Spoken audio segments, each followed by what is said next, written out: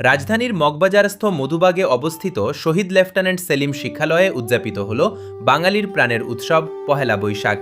দিনভর নানা আয়োজনে মুখরিত ছিল বিদ্যালয় প্রাঙ্গণ।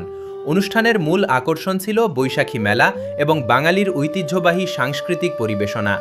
বিশেষ করে হারিয়ে যাওয়া ঐতিহ্যের অংশ বায়োস্কোপ দেখতে ক্ষুদে শিক্ষার্থীদের ভিড় ছিল চোখে পড়ার মতো।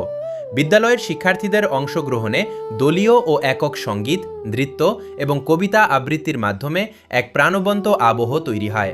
সাংস্কৃতিক পর্বে চমৎকার পরিবেশনা উপহার দেয় মাইমুনা, ছামিরা খান মাহি, মুস্কান, ছামিয়া, সারিকা এবং শুভশ্রী সহ আরও অনেকে। তাদের এই মনোমুগ্ধকর পরিবেশনা উপস্থিত দর্শকদের নজর কাড়ে। পুরো অনুষ্ঠানটির সঞ্চালনায় ছিলেন মাহিন সরকার এবং সাংস্কৃতিক পর্বের সার্বিক তত্ত্বাবধানে ছিলেন শিক্ষিকা শ্যামা দাস। অনুষ্ঠানে প্রধান অতিথি হিসেবে উপস্থিত ছিলেন বিদ্যালয়ের প্রধান শিক্ষিকা সুলতানা রাজিয়া হোসেন। শুভ নববর্ষ।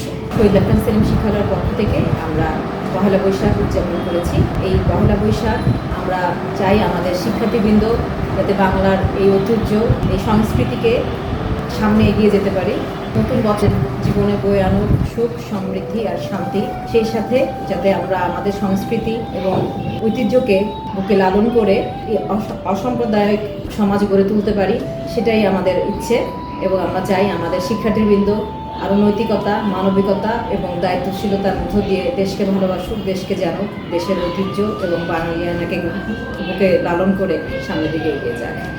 অনুষ্ঠানে আরও উপস্থিত ছিলেন শিক্ষিকা নীলুফার ইয়াসমিন নীলা এবং দিলরুবা খান সহ অন্যান্য শিক্ষক ও অভিভাবকবৃন্দ। অনুষ্ঠান শেষে অতিথিরা বৈশাখী মেলার বিভিন্ন স্টল পরিদর্শন করেন। শিক্ষার্থীরা জানায়, বাঙালির ঐতিহ্য ও সংস্কৃতি সম্পর্কে জানতে পেরে এই আয়োজন তাদের কাছে অত্যন্ত আনন্দদায়ক ও স্মরণীয় হয়ে থাকবে। Kamrul Islam, chief TV, Dhaka.